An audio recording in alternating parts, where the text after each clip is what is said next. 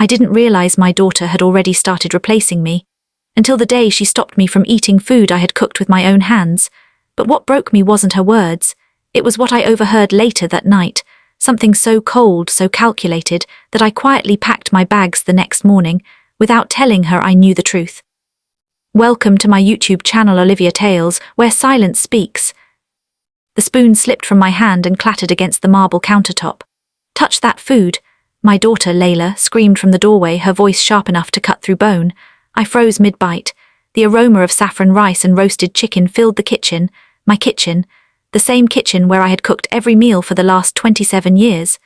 The same kitchen where Layla had once stood on a stool, barely tall enough to see the counter, giggling as she sprinkled too much salt into the soup. And now she stood there like a stranger. Her chest rose and fell rapidly, her eyes wide, not with love, not with warmth, but with something else, panic. Those dishes, she continued, stepping forward quickly, they're not for you. My in-laws are coming, I told you not to touch anything. For me, in my own house, I didn't respond immediately. My fingers tightened around the edge of the counter as I tried to steady myself. There are moments in life when words abandon you, when even your thoughts seem to retreat somewhere far away. This was one of those moments. I was just tasting the salt, I said finally, my voice quieter than I expected. I made all this, Layla.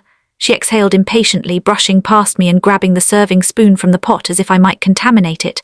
I know you made it, she muttered. But today is important, they're very particular, we have to maintain a certain standard. A standard. I looked around slowly. The counters were spotless, the dishes were arranged perfectly. The table in the dining room was set with my best china, the one I had saved for special occasions. Even the curtains had been changed that morning, all of it done by me, and yet somehow I didn't meet the standard.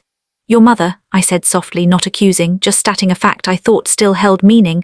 Layla paused for a split second, then resumed stirring the rice. I know, she replied flatly.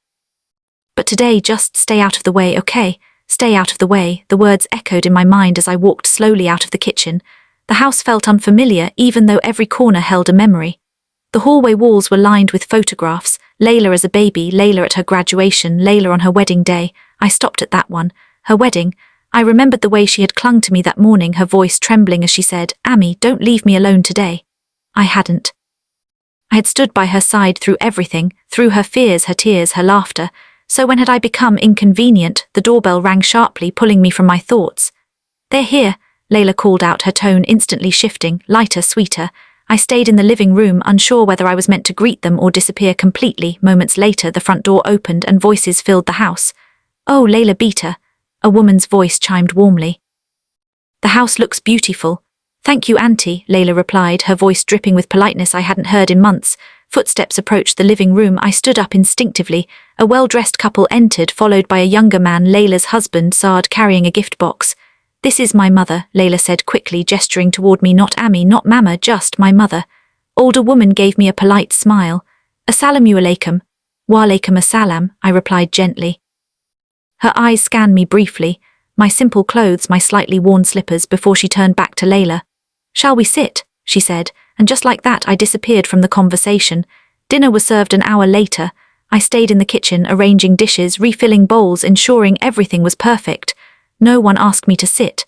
No one asked if I had eaten. From the dining room I could hear laughter, Layla's laughter, bright and effortless, the kind she used to share with me. Layla cooked all of this herself. The older woman asked. There was a pause, a small, almost unnoticeable pause. Yes, Layla said. Something inside me cracked. It wasn't loud. It wasn't dramatic. It was quiet, like something fragile finally giving way after being held together for too long.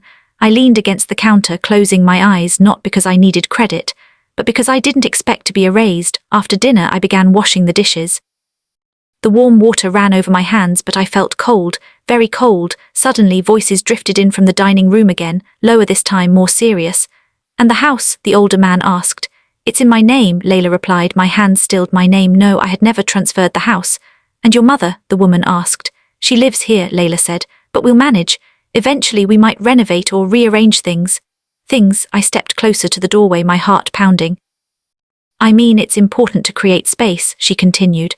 You understand? Was a soft murmur of agreement, and in that moment I understood everything. This wasn't about food, this wasn't about standards, this was about me not fitting into the life she was building.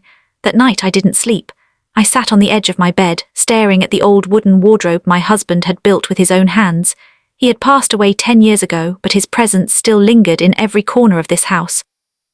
"This house is yours, Isla," he had told me once. No matter what happens, I had believed him, and yet for the first time I felt like a guest, or worse, an obstacle. The next morning I woke up early, as I always did. The house was quiet. I made tea and sat by the window watching the sunlight creep across the garden. For a long time I said nothing, thought nothing, just sat. Then I made a decision. When Layla woke up, she found me in the living room, a small suitcase beside me. Her brows furrowed. "Where are you going?" I looked at her, really looked at her. She was still my daughter, but she was also someone I didn't quite recognize anymore. "I'm leaving," I said calmly. She laughed nervously. "Why? Because of yesterday, Amy, don't be dramatic." "Dramatic?" I smiled faintly. "Not being dramatic," I replied. "I'm making space." Her expression changed. "What do you mean?" "I mean," I said gently, "this is your house now, isn't it?" She hesitated. "No, I did mean." "It's okay," I interrupted softly. "You don't have to explain." For the first time she looked unsure. "Where will you go?" she asked. "I'll manage," I said, the same words she had used. I walked out of that house with nothing but a suitcase and a lifetime of memories, and strangely I felt lighter. Weeks passed. I moved into a small apartment across town. It wasn't grand. It wasn't filled with expensive furniture or perfect decorations, but it was peaceful. For the first time in years I cooked only for myself. I ate when I wanted, I rested when I wanted, and slowly I began to remember who I was beyond being someone's mother. One afternoon there was a knock on my door. I opened it to find Layla standing there. Her eyes were red, her hands trembled. "Amy," she whispered. I didn't speak. "I made a mistake," she said, her voice breaking. I thought I had to change to fit into their world. I thought if everything looked perfect they would accept me." Slipped down her cheeks. "I lost you instead." Silence filled the space between us. "I didn't mean to hurt you," she continued. "I just forgot what really mattered." I studied her face. This time I saw it clearly, not arrogance, not cruelty, fear, the same fear she had felt on her wedding day, the same fear of not being enough. I stepped aside. "Come in," I said. She walked in slowly, looking around my small apartment.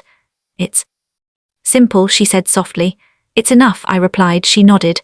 And then, like she used to when she was a child, she came forward and wrapped her arms around me. "Sorry, Amy," she whispered. I closed my eyes, holding her close.